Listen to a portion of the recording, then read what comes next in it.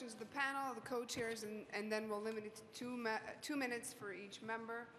Mr. Bahnken, when you have battalions of EMS or EMS ambulances, rather, just on the streets of the city of New York, are they only on primary streets or are they on secondary and tertiary streets? Actually, a good number of our ambulance battalions are on secondary streets. We do have battalions that are on the grounds of hospitals, but even being on the grounds of hospitals does not necessarily mean we are on the primary street. In Councilman Vallone's district, for example, we have an EMS battalion that's located on the grounds of the old Astoria Hospital. One would think that plowing Crescent Street would be enough. However, we're on the entrance to this battalion is on the side street behind. So getting ambulances in and out of that facility, we still have to go down a secondary, or what actually, from what I heard today, is a tertiary street. I don't know what that means. I think that means, you know, we'll send carrier pigeons in with breadcrumbs or something. I don't know. Right. I don't know what that means either. And in fact, I think I have an ambulance detail on a tertiary street inside a mall in Glendale. The Atlas Park Mall is where one of the EMS battalion hangs out. That's not a real city street. And those were the last to be plowed. So go figure when it came to emergency services. How about your workers? Were they called in to work? They were told to stay overtime? What was the ratio there in terms of getting them? That's an excellent question. When the recall goes out, this is not the first storm that my members have encountered, nor will it ever be the last. Most EMS personnel are taught by their mentors to keep what we call a jump bag, you know, certain necessary items, shaving cream, toothbrush, change of undergarments, or at least a couple of days change, and spare uniforms. We know when we're going in, we tell our loved ones, I'll see you in a few days. While my members are out in the field, some of them for 16, 18, and 20 hours, when they got back to their battalions, there was no provision for them. There was no food. There were no sleeping arrangements. EMS battalions do not have bunk rooms. We had members that were sleeping on cement floors after working 20 hours out in the snow, carrying people through waist-deep snow. Many battalions were left to forage for food. The EMS battalions that are affiliated to hospitals were fortunate to have some sort of food provided. In some cases, a room was made available where members could recuperate, but many more EMS battalions were left on their own.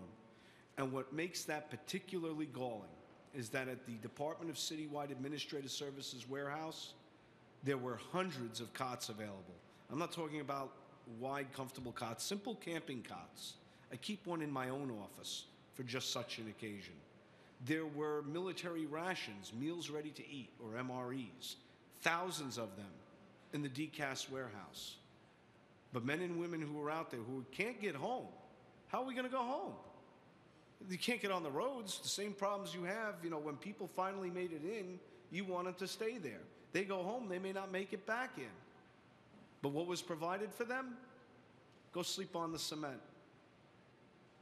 Go eat a snow cone. We got plenty of that. But insofar as actually, you know, armies move on their feet, they move on their stomachs. There was no provision made for the personnel, none whatsoever. Thank you, Mr. Bahnken.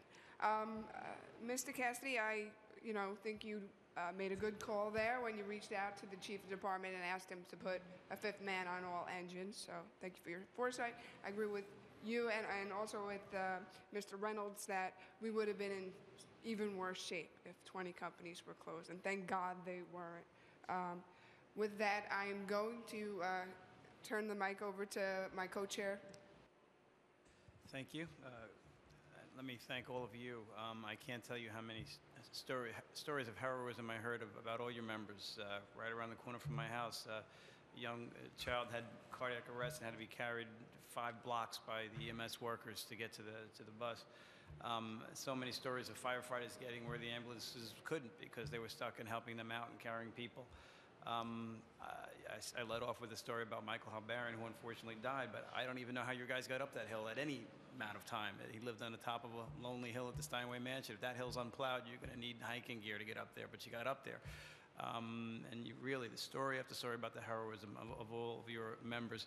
And I don't know of anyone that I know of that ever pointed a finger at all of you people, and if they did, they'd have to come through us. So let me, Pat Bahnken, you mentioned there were 15,000 people making these emergency decisions. It's worse than that. There were 15,000 people on a conference call making these emergency decisions. There was no leadership, and apparently the decisions that were made after that conference call were never even conveyed to a deputy mayor or a mayor. What would any of you, now you've heard them, the administration say they're going to do better, and I agree with you, Mr. Cassidy. Almost anyone could at this point. But they did come up with a 15-point plan, and some of it seems very meritorious, especially the definitions changes of state of emergency, snow emergencies and how it's called and things like that. What improvements would you make to that plan? I think that we need to be a lot more proactive as opposed to reactive. You know, we tend to govern in crisis. You know, it was after September 11th that EMS personnel received gas masks, many months afterwards.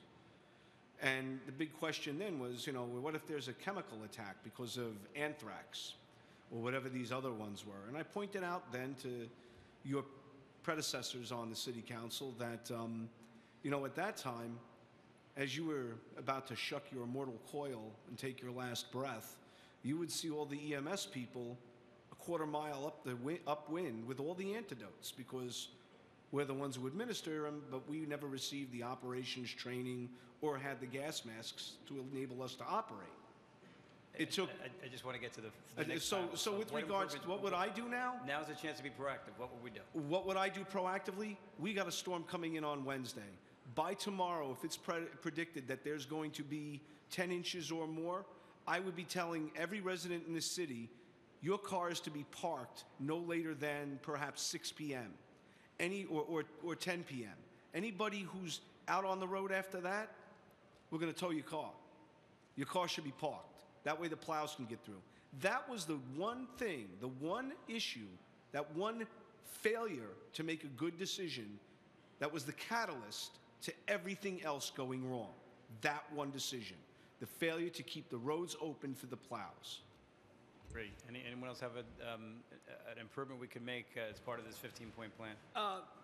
I didn't look at it in detail, but let me just say it's all about communication and managing the public's expectations. So no two storms are alike, no two disasters are alike. You can't have a blueprint in advance that says we're going to do the following 15 things. If they had gone on the air on Sunday at some time, noon, 1, 2, 3 o'clock in the afternoon, and said conditions are blizzard-like, they're projected to get worse, we're asking people not to come into New York City or not to travel in New York City, they would have had better results. What happened was people didn't realize how bad it was going to be. And part of that is the history of a storm is forecast and it turns out to fizzle. So this was the one that didn't fizzle. But I think there needed to be communications from the mayor or somebody on his staff. They have the ability to take control of the airways. They could have an immediate press conference. If you live in New York City, New York One is on 24 hours a day. They could get that word out if they needed to. If they had done that, I think things would have been entirely different. Easier for sanitation to get the streets plowed, and then therefore easier for everybody else in emergency services. Absolutely. I would go further. I think all non-essential businesses should have been closed and everyone told to stay home, not just off the streets. Just don't come to work. We've had people stranded on trains and buses, and it was ridiculous. Any other very quick improvements we can make? The city can make. I didn't see the plan in detail either. However, any plan for emergency preparedness requires what's known as flex time. It's a fire department term that's used in probably other agencies, where you realize a problem, but you also have to factor in the amount of time that's going to be required to get your resources there. And during a snowstorm, you're going to need 2 to 3 times as much time to get your people and your equipment in a location you might need under normal conditions. So a flex time component of any emergency plan is going to be needed. Thank you. Yes, I think in the future they should. We have a citywide incident management system and a fire department incident management system, command system. We should follow it. I didn't see that being followed anywhere.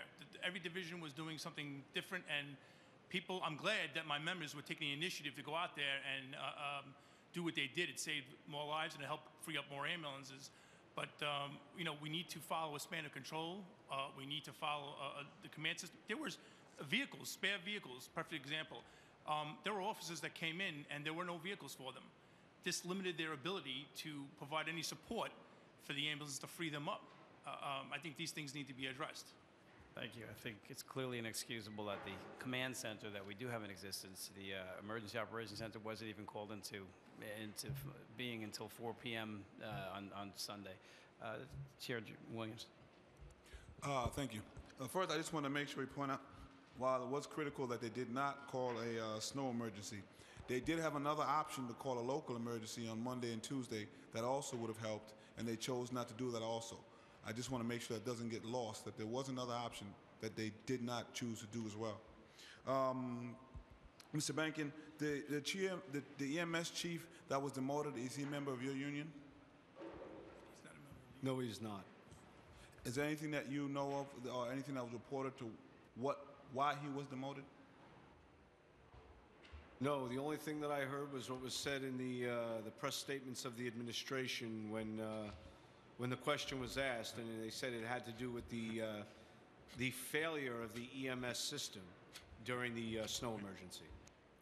Were there any failures that you were aware of the EMS system?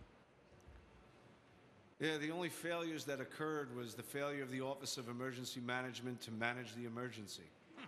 Thank you. I forgot, I had one more question. Thank you, Co-Chair Williams. Playing the role of Tish. Oh, yes. When you talked about how they're counting the response time, is that normally how they count it, but because we had so much snow, it just got expanded? No, the department has a policy of calculating a response to emergency or a fire as one unit in front of a building. I've always argued that's not an accurate reflection. If you're on the 15th floor of a burning building and the fire department stops in front of that building and says we were there in 4 minutes, but nobody gets there for another 6 minutes, I'm pretty sure when you dialed 911, until some fireman pops that door open and comes through there and saves your life, you don't think that they were there in 4 minutes. You know it took them 10 minutes. And this administration has always done that. It was exacerbated by the fact that they were parking vehicles 2-3 blocks away and still saying we were there in 4 minutes, when now it was, instead of 4 and 10, it was 4 and 20. That's my point. So how do you logistically fix that? Easy. They could reflect accurately a response time when they are knocking on your door. So the EMT that knocks on the door would then relay back to the bus? Absolutely. They could easily do that. They don't want to do that because it'll dramatically increase their response times, which will argue against the cuts they're about to bring to the fire department, both on the EMS side and the fire side. Is that something legislatively that can be fixed? Well, I've argued, and I'd like the council to consider it.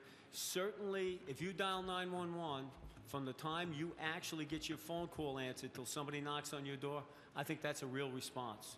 And if it takes 20 minutes to put water on the fire, don't tell me a ladder company was there in 4 minutes and everything's okay. Because you know what? Your house burned down. God forbid some people could have lost their lives. That is not an accurate response. In terms of the firefighter, who would then, they would stop to spray the water and then say that we got here? How would that Well, first of all, they could, all firefighters have radios. There's a chief on the scene. Pat Reynolds could talk about the officer's responsibility in terms of communication from a chief. The bottom line, it would be very easy for them to do. I offered them a proposal to do so a few years ago. They flatly rejected it because if they make cuts to the fire department, and they were measuring how long it takes them to get water on the fire, then this body would see how those cuts actually impact. And the example I will give you is if they close an engine company in a double house that has an engine and a ladder, and there's a medical emergency across the street, the ladder company won't even go. If there's a fire across the street and they pull up by themselves, they'll say, hey, don't worry, we were there in 3.5 minutes. The bottom line, there was nobody there to begin to put water on the fire, which is the most critical life-saving thing they do. They deliberately mislead the public about response times because that's their matrix for closing companies and reducing staffing.